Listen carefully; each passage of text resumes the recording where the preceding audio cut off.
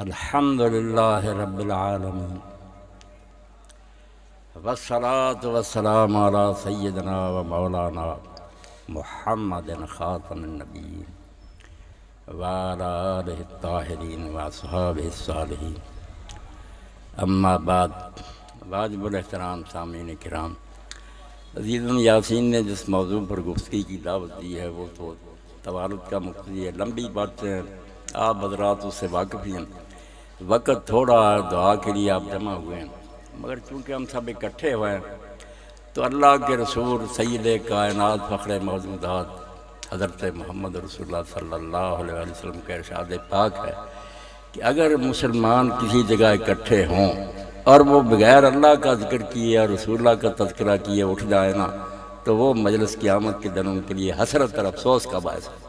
پچھتائیں گے کہ کلمہ کو ہوتے ہوئے اور باتیں ہوتی رہیں، نہ اللہ کا ذکر ہوا نہ اللہ کے رسول کی بات ہوئی، تو یہ مسلمانوں کے لیے انتہائی خسارے کی بات ہوگی کہ ان کی کوئی سیاسی اجتماع ہو، مذہبی کہیں میٹنگ ہو یا اس طرح دعا کے لیے ہو، اللہ کا تذکرہ اور اللہ کے رسول علیہ السلام کا تذکرہ یہ بالکل اس مجلس کے لیے لازم ہے۔ اس کے بغیر مسلمانوں کی مجلس نہیں، وہ کوئی بے دین ہوں گے پھر۔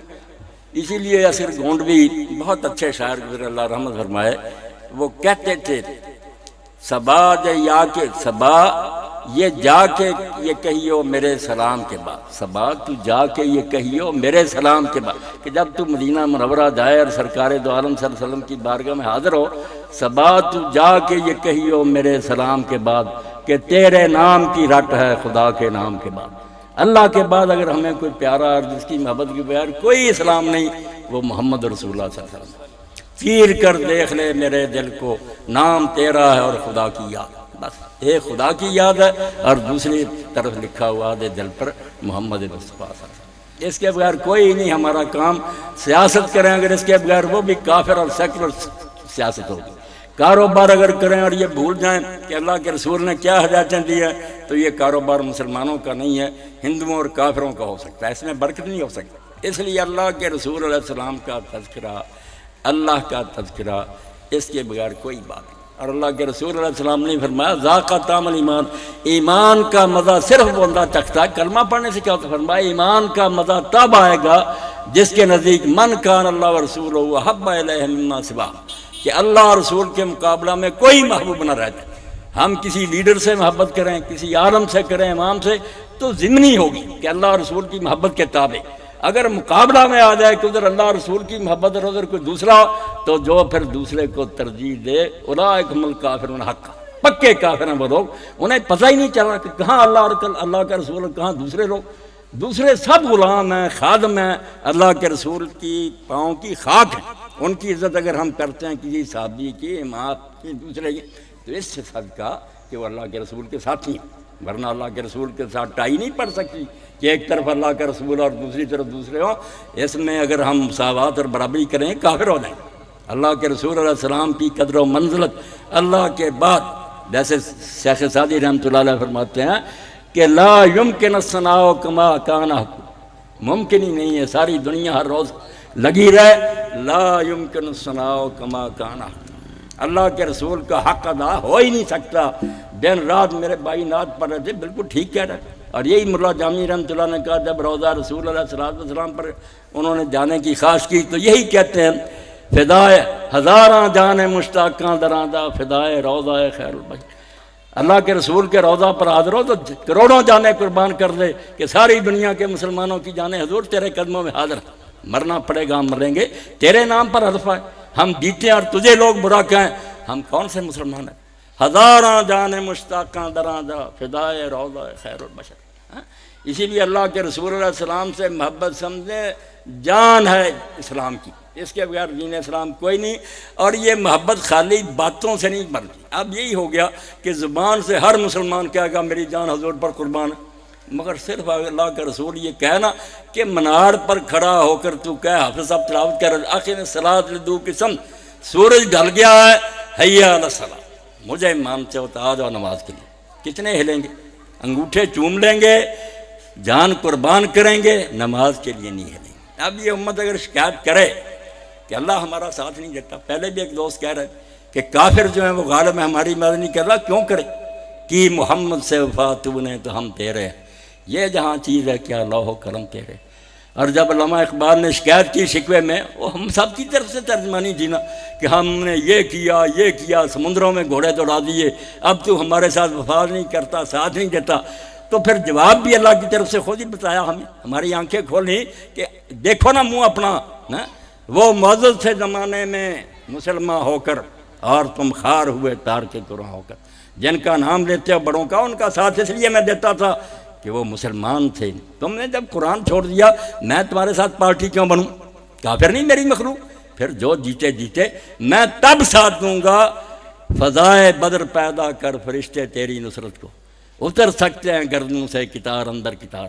اب بھی وہ میرے لشکر الرٹ ہیں، وردیاں پہنی ہوئی ہیں، بیج لگائے ہوئے، مگر تم وہ بدر والے بنو نا کہ میں کسر پوری کر دوں۔ تم تیسرا حصہ ہوگے نا، 313,000 ہوں گے، میں لے آؤں گا اپنے فرشتے، مگر جب تم میرے نہیں رہے میں تمہارا ساتھ چھوڑ، تم نے میرے رسول سے منہ پھیر لیا، اب تم میرے کچھ نہیں، تم ذلیل اور رسوا ہو، دنیا تمہیں جوتیاں مارے، کچھ نہیں بنے۔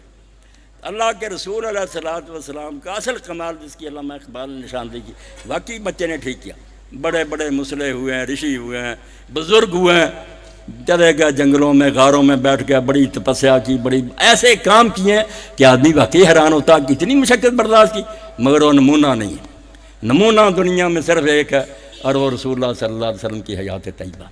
آپ نے اس دنیا میں رہ کر چھوڑی نہیں دنیا، لوگ دنیا چھڑاتے تھے کہ تم زنا سے بچنا چاہتے ہو، خسی ہو جاؤ، یہ علاج تو کوئی نہیں تھا۔ رسول اللہ نے کہا مرد بنو، طاقتور مرد بنو، مگر موقع زنا کا ہے تو اسے سوچو کہ اللہ روکتا ہے۔ یوسف علیہ السلام کی طرح بنو۔ وہ دنیا چھوڑ گئے، مال کمانا چھوڑ دیا، لوگوں سے بھیک مانگ کر کھاتے رہے، جو تارک دنیا بنے تھے نا، ہم درویش ہیں، لوگ ٹکڑے دیتے تھے، فتور نظرانے وہ ہڑپ کر جاتے تھے، شرم نہیں کرتے تھے کہ اگر اتنا برا مال تو ان کے ہاتھ سے لے کر کوئی کھاتے۔ سوال اور مانگنے کو پیشہ بنا لیا، کمانے کو چھوڑ دیا۔ اللہ کے رسول نے یہ نہیں ہمیں بتایا۔ رسول کریم علیہ الصلوۃ والسلام تشریف فرما تھے، کروڑوں جانیں حضور پر قربان ہے، ایک ہٹا کٹا طاقتور مسلمان جا رہا تھا تیزی سے۔ صحابہ کرام رضوان اللہ علیہم اجمعین نے کہا کاش اللہ کے رسول اس کی یہ طاقت اور ہمت جو تھی اللہ کے راستے میں جہاد میں صرف ہوتی۔ وہ ان کے ذہن میں سے یہ تھا کہ کافروں سے لڑنا جہاد۔ آپ نے فرمایا سن لو، اگر یہ صبح نکلا اور تیز بھاگ رہا ہے کہ حلال رزق کما کر اپنے چھوٹے بچوں کے منہ میں دے، اگر یہ تیز جا رہا ہے کہ اپنے بوڑھے 2 ماں باپ جو ہیں ان کی خدمت کرے، اگر یہ اس لیے تیز جا رہا ہے کہ میں کماؤں گا تاکہ لوگوں کے سامنے ہاتھ نہ پھیلانا پڑے، تو اس کا ہر قدم جہاد ہی سبیل اللہ میں لکھا جا رہا ہے۔ تم سمجھتے ہو کہ جو کافروں سے لڑتے وہی مجاہد ہیں؟ اللہ کے رسول نے آج کلیدے دیں درے دنیا کشا، اصل کام جو کیا نا، جس پر میں قربان ہوں، دنیا چھڑائی نہیں۔ یہ تو بہت ہار جانے والی بات ہے، شکست کہ بھاگ جاؤ میدان سے۔ یہاں رہو، بیوی بچوں میں رہو، دکانوں پر بیٹھو، عدالتوں میں فیصلے کرو، اسمبلیوں میں بیٹھو، مگر اللہ یاد رہے، کہیں تم خدا سے غافل نہ ہو۔ جو کچھ کرو یہ سامنے رکھ کر کرو کہ یہ سب نوٹ ہو رہا ہے، محفوظ ہو رہا ہے، اور دن قیامت کے میرے سامنے سارا کچا چٹا آ جائے گا، ذرہ ذرہ کا حساب۔ یہ نہ بھولو، توڑتے ہوئے نہ بھولو، دکاندار جو ہے سودا کرتے نہ بھولو کہ اللہ دیکھ رہا۔ اللہ کے رسول علیہ السلام منڈی میں گئے مدینہ منورہ میں، آپ نے دیکھا ڈھیر تھا گلے کا، دکاندار نے رکھا، آپ نے ہاتھ اس میں ذرا مارا تو گیلا نیچے نظر آ، اوپر خشک تھا نیچے گیلا۔ آپ نے فرمایا یہ کیا؟ کہنے لگا بارش ہوئی تھی اس لیے نیچے گیلا۔ آپ نے فرمایا من غشنا فلیس منا، جو کاروبار میں دھوکہ کرے گا گاہکوں سے وہ ہم میں سے نہیں، میری امت نہیں ہے۔ کیا ہے تمہارا کرم؟ اگر ایسا ہو گیا تو اوپر رکھتے، بتاتے کہ گیلا جو ہوتا ہوتا۔ اس لیے اللہ کے رسول علیہ السلام نے ان دکانداروں کے لیے ایک ہی نقطہ سننا ہے، الجالب مرزوق، جو اس لیے کاروبار کرتے نا کہ خلق خدا کو مال دوسرے علاقوں سے لا کر سپلائی کرنا ہے کہ یہ مخلوق جو ان تک مال پہنچے اور مجھے تھوڑا سا نفع زیادہ۔ فرمایا جو خوش ہوتا نا کہ نرخ زیادہ ہو جائے، مہنگی ہو جائے شاید، فرمایا لعنت ہے اس پر کہ نرخ زیادہ ہوتا تو خوش ہوتا کم وقت، اور اگر نیچے آ جاتا بہت دکھ ہوتا۔ حالانکہ خوش ہونا چاہیے کہ سستا ہو گیا یار، مخلوق خدا کو آرام سے ملے گا۔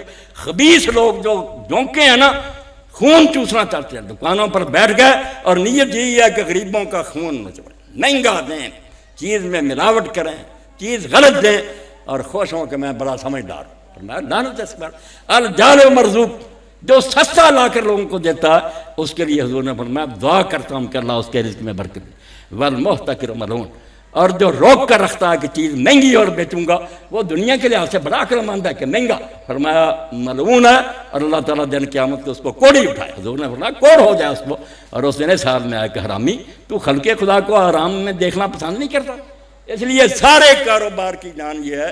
اور امام غزالی رحمۃ اللہ علیہ اپنی کتاب میں لکھ رہے کچھ نیک لوگ ایسے تھے جنہوں نے سمجھا کہ اگر ہم غریبوں کو ویسے دیں تو ان کی عزت نفس جو ہوتی وہ بیچارے شرمندہ ہوتے ہیں کہ ہماری مدد کر رہے ہیں، انہوں نے یہ ڈھنگ سوچا، دکانیں کھولی، سودا ازار دینا شروع کیا، اور اپنے کارندوں کو کہا لکھنا کوئی نہیں، نہ لینے جانا، اگر آپ دے دیں ورنہ میں نے دکان بنائی اسی لیے کہ ان کو دوں، یہ بیچارے خریدنے کے بہانے لے جائیں، مدد کرنا چاہتے۔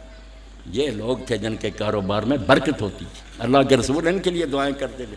اور جو یہ سمجھتے کہ کاروبار کے بہانے سے جو رہ گئی نا کسر، تھوڑا بہت ان میں قوت خرید کا ہے ذرا، باقی وہ بھی چھین لو، یہ بیچارے آنے، اور یہ بھی نہیں سوچتے کہ دنیاوی لحاظ سے بھی انتہائی خطرناک بات۔ اب میں سوناروں کو دیکھتا ہوں، مہنگا ہو گیا سونا، اب کوئی نہیں آتا، مکھیاں مار رہے ہیں بیٹھے، کون جائے خرید؟ غریب ایک دو تولے لے کر اپنی ناک رکھ لیتے تھے، اب بیچارے خرید نہیں سکتے، اب پڑے رہیں گے نا سودے۔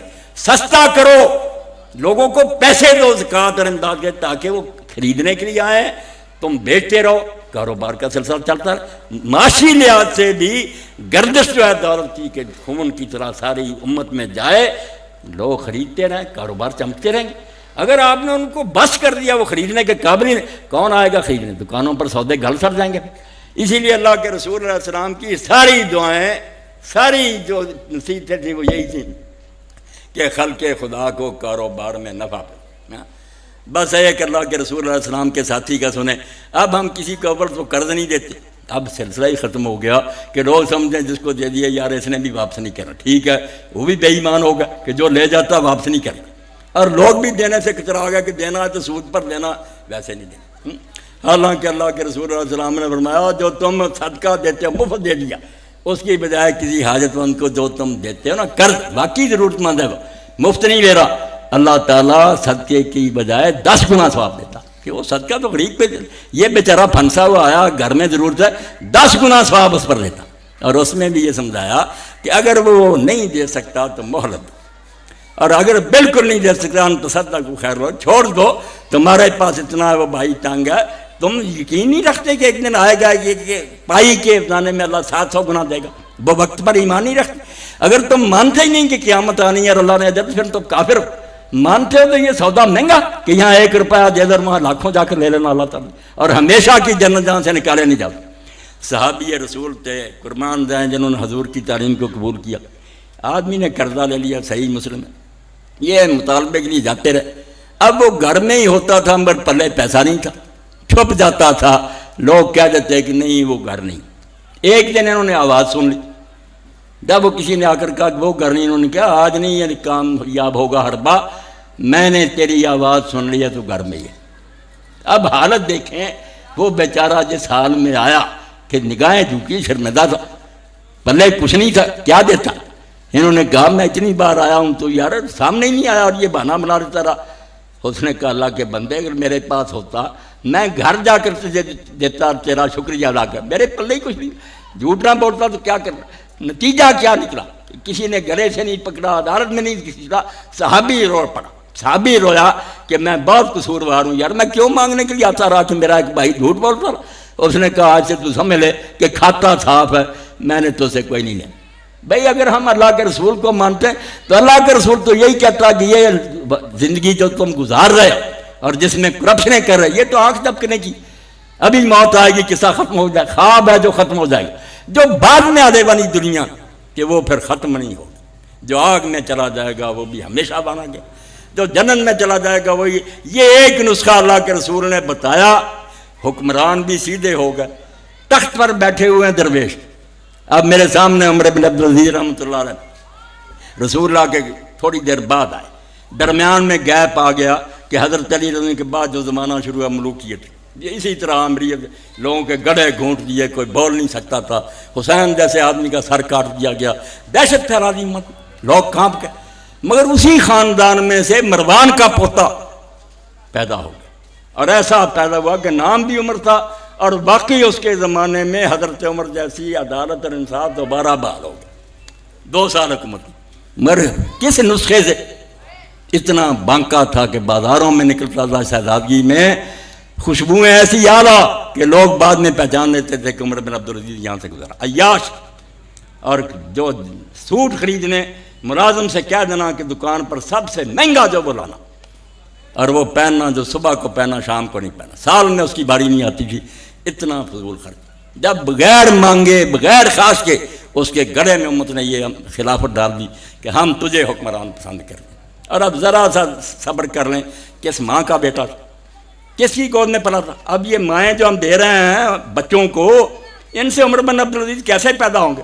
ایکٹریس ہیں، ایکٹر ہی پیدا ہوں گے نا، حرامی جنم لیں گے، پھر ہم روئیں گے بچے عزم نہیں۔ ذرا دیکھیں کہ حضرت عمر رضی اللہ تعالیٰ عنہ جو اصل خلیفہ تھے، پہلے حضور علیہ السلام کے ساتھی، بازار میں رات کو گھوم رہے، دیکھتے تھے رعایا کے حالات۔ صبح ہونے کو تھی، ایک مکان کے پاس سے گزر رہے تھے، ایک ماں اپنی بیٹی سے کہہ رہی، بیٹا فجر ہونے والی ہے، دودھ خریدنے والے نے آنا ہے، ذرا دودھ میں تھوڑا سا پانی ملا دے، پیسے ذرا زیادہ مل دیں۔ اس بچی نے کہا، ماں تو نے سنا نہیں، امیر المومنین عمر رضی اللہ عنہ نے اعلان کرایا کہ دودھ میں کوئی شے نہ ملاؤ، خالص دودھ بیچو۔ تو عورت کہنے لگی، ماں کیوں عمر دیکھتا ہے، وہ یہاں موجود ہے ملا۔ اس نے کہا، عمر نہیں دیکھتا، عمر کا خدا دیکھتا ہے۔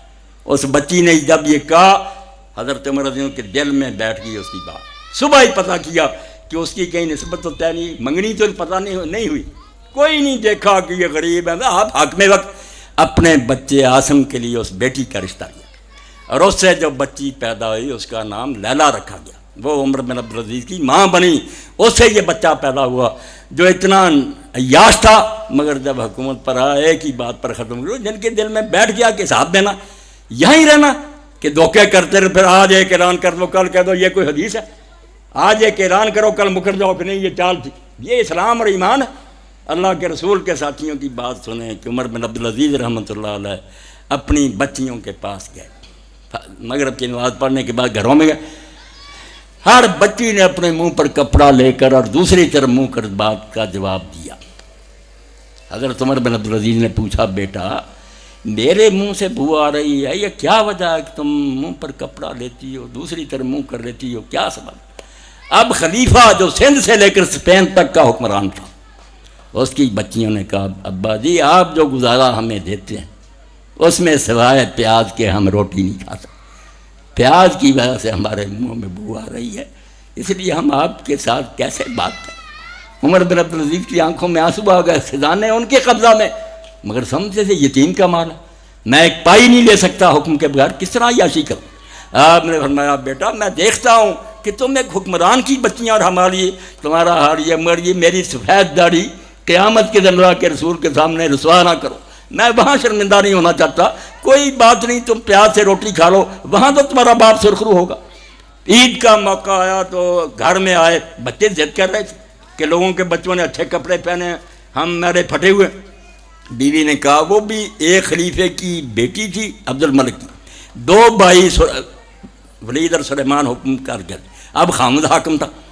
اس نے کہا، امیر میں بچے ضد کر رہے ہیں، آپ ان کے لیے عید کے موقع پر کوئی کپڑے تیار کریں۔ تو عمر بن عبدالعزیز نے کہا، فاطمہ اگر کچھ بچایا تو ان کے لیے بنا دے۔ اس نے کہا، کیا بناؤں؟ آپ روزینہ ہی اتنا لیتے ہیں کہ اسے روٹی نہیں پکتی، ان کے کپڑے کیا بناؤں؟ آپ نے بنایا، اچھا ایک تجویز سوچی ہے، لکھ دیا پروانہ، کیشیئر کے نام خازن جو بیت المال کا انچارج تھا اس کو لکھا کہ 1 مہینے کی تنخواہ پیش کی مجھ کو دے۔ اسلامی حکومت کو حکومت ہے، کانٹوں میں لیٹنے کا معاملہ، کچھ نہیں فائدہ، رعایا اچھے حال میں، خلیفہ تنگ۔ اس نے جواب میں لکھا اوپر یہ آبجیکشن لگا دیا کہ امیر المومنین مجھے کوئی اعتراض نہیں، میں 1 مہینے کی تنخواہ دے دیتا ہوں پیش کی، مجھے گارنٹی دیں کہ آپ 1 مہینہ زندہ رہیں گے اور حکومت کا کام کریں گے۔ حاکم بھی نیک ہو چکے متحد۔ جب وہ جواب آیا تھا اب رو پڑے اور فرمایا، میرا مرشد صاحب مجھ سے غلطی ہونے لگی تھی، اس نے بچا لیا کہ 1 مہینہ زندگی کا کیا اعتبار۔ ان سے کہا، بیٹا یہی دو کر گزارا کر لو۔ اس لیے بچہ کہہ رہا تھا کہ اللہ کے رسول کی باتیں کرے، اللہ کا رسول جو دے گیا نا وہ ہمارے لیے اب ایسی بات ہے کہ ہم اس کو سوچ بھی نہیں سکتے، وہ راستہ ہی اور تھا جو ہم نے چھوڑ دیا۔ ہماری دکانوں پر جائیں، عدالتوں میں جائیں، منڈیوں میں، اسکولوں اور کالجوں میں، ہمارے میڈیا کو دیکھیں، کہاں اسلام نظر آ رہا؟ کافروں سے بدتر ہمارا ہر معاملہ، اور ہم یہ توقع رکھتے ہیں کہ اللہ اور اس کے فرشتے ہماری مدد کے لیے آئیں. یہ کام کبھی نہیں ہوگا. اللہ کہتا نہ تقدیر ہے نہ ظلم ہے، تمہارے اپنے کرتوت ہیں تو تم بھگت رہے ہو. اس لیے اگر بچے یہ شروع کر رہے ہیں، میری ان سے بھی یہی درخواست ہے، جو بھائی سن رہے ہیں ان کے سارے کوئی کاروبار نہیں کرتے، جو بھی کوئی کاروبار کرتا ہے، کوئی زراعت کرتا ہے، کوئی دکان کرتا ہے، کوئی حکیم ہے، کوئی ملازمت، اللہ کے رسول سے جب پوچھا گیا کہ سب سے بہتر رزق کس کا، فرمایا جو آدمی اپنے ہاتھ سے کماتا ہے. اس لیے جہاں کوئی کھڑا نہ مشین پر کھڑا، کوئی ہل چلا رہا ہے، کوئی دکان، یہ روزی حضور نے فرمایا بہترین روزی ہے، بشرطے کہ اس میں تم جھوٹ کی اور بے ایمانی کی ملاوٹ نہ کرتا. التاجر الصدوق الامین من نبیین و صدیقین. نماز روزے پر یہ ثواب نہیں آیا میرے بھائیوں، جن دکانداروں کے لیے آیا کہ جو بیچنے والا سچا ہوگا اور امانت دار ہوگا وہ قیامت کے دن نبیوں اور صدیقوں کے ساتھ ہوگا. اب ان سے بڑا مرتبہ کیا؟ شہید بھی نیچے ہیں، صالحین بھی نیچے ہیں، اوپر نبی اور ساتھ صدیق ہیں. فرمایا ان کے ساتھ ہوگا کہ اتنے کاروبار میں پھنس کر بھی خدا کو نہیں بھولا، کسی سے جھوٹ نہیں بولا، کوئی فریب نہیں کیا، ایمانداری سے چیز دی، اور زیادہ کی بجائے تھوڑے کی طرف آئیں. اور اگر کوئی غریب ایسا آ جائے آپ سمجھیں کہ یہ بیچارہ تو پتہ نہیں یہ پیسے بھی کہاں سے لے آیا، تو اگر آپ کو اللہ نے توفیق دی ہو تو اس کو مفت ہی دے دیں، اس میں خسارہ نہیں ہوگا. انشاءاللہ یہاں بھی برکتیں ملیں گی آپ کو، اور اگلی دنیا میں تو پھر سرخ روئی ہے. اللہ کے رسول کو ہم سامنے رکھ کر چلیں نا، اس وقت آگے حضور ہوں، ہر کوئی کام کر رہے ہیں پوچھیں کہ یا میں خود پڑھوں یا عالم سے پوچھوں کہ حضور نے نکاح کیا بچیوں کا کیسے کیا تھا، کاروبار کیسے کیا تھا.